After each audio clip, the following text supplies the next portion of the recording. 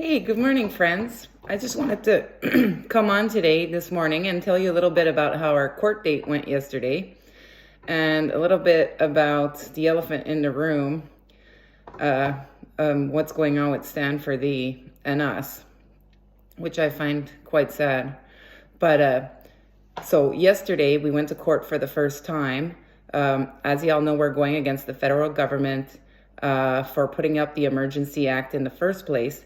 But we also wanted to make sure that our accounts are not going to be frozen. So yesterday we spoke about that part. And the Attorney General made sure to inform us that our accounts will not be frozen. He actually acted like he didn't understand why we were there, since the Emergency Act was dropped. But we all know that the laws are not being followed. And so we wanted confirmation verbally. We were also asking it for all Canadians, but they didn't go for that. And so it went pretty well. At the end, the judge understood what we were doing, and there was a few interruptions. Someone was actually putting it live. A few pictures were posted without knowing that it wasn't allowed. And so that was kind of stressful. But in the end, everything went well. The judge was quite neutral and understanding, and we'll be returning to court. Not sure when yet, but we'll let you know about that. Now, the Stand4Thee thing, I'm quite upset because y'all know I'm a big advocate, or maybe was a big advocate of Stand4Thee. Rebecca and I thought we're close friends. I've been promoting Stand4Thee all the time. As I went across Canada, we had partnered up for Stand for Seniors, and I love the Bill of Rights, and I loved what Stand4Thee stands for.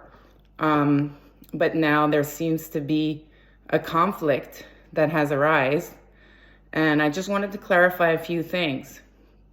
Now, I'm a little upset because, like I said, me and Rebecca were close friends, and now I feel like she's twisting things around and making it look like she's a little bit like the mainstream media, which is very disappointing. And I feel betrayed. But I want to leave that apart because I find what's going on, very divisive, and I really don't like that. I feel like it doesn't have to be this way, but unfortunately it has been. We've received a lot of cease and desist, and now we're being told. And then she wrote about what happened in the court case, which was twisted around, which again is very upsetting.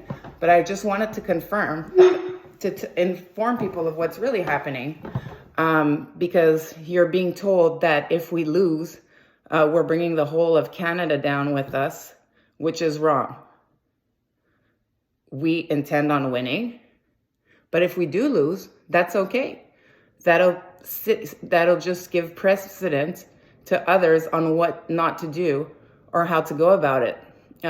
Many people, and it doesn't mean that no one will be able to go after the federal government after that. Actually, many people are already have applications in court and are bringing the federal government to court and will be able to. I want to remind people of Adam Skelly's case for the Adams barbecue. Unfortunately, that case failed miserably because of something that was omitted by the lawyers. And that doesn't mean that all Canadians are affected and that no one could go back to court. Many businesses are now taking the government to court. So I wanted to make that clear. We are not a threat to the whole of Canada. We're being called friendly nurses in brackets as if we are not for the good of the people. I want to remind everyone that me and Kristen and Crystal, along with many other nurses, have sacrificed everything. Our career, our safety. We've been defamed on national TV everywhere. We've had many death threats. Our lives have been in danger, and we still keep fighting. So I want people to remember that we're here because we want the best for our country, and we're not going to stop fighting. Now, our lawyers are using the Bill of Rights and the Charter. I had understood that all lawyers never use the Bill of Rights, but hey, our lawyers are using the Bill of Rights, and we didn't even tell them about it. They just put it on the application before we had to review it. And we learned that the Bill of Rights and the Charter are independent and can be used together. So I just wanted to clear that up, that could absolutely be done. And they're very knowledgeable on the Bill of Rights. The reason why a lot of lawyers don't use the Bill of Rights is because they don't learn about it, so they don't know about it. Just like many other things when you're in school that you don't know about, just like nurses. So I want to make sure that you guys know that we're doing the best we can for you. And please do not let others divide us in the movement. This is very important. I love you guys. We'll keep you updated on everything as we have always done. And yeah, just wanted to make sure you guys are aware of what's going on. We love you guys. We're going to keep fighting. We're in this till the end, and we love you.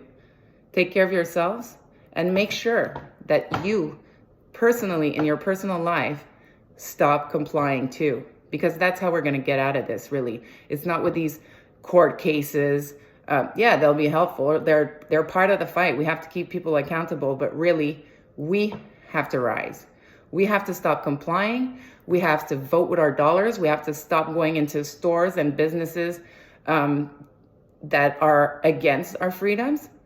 And so we have to grow the businesses that are with us, but also we ourselves have to get out of the system, whether it's your careers and all these things, and create the world that we want to see, which is what Canadian Frontline Nurses is doing. We're building a paradigm of real health, and we no longer want to be a part of this sick care. So everybody in every profession should be doing the same thing. All right? So we love you guys. Just wanted to give you an update on what's going on. And yes, have a great weekend. Take care. Peace.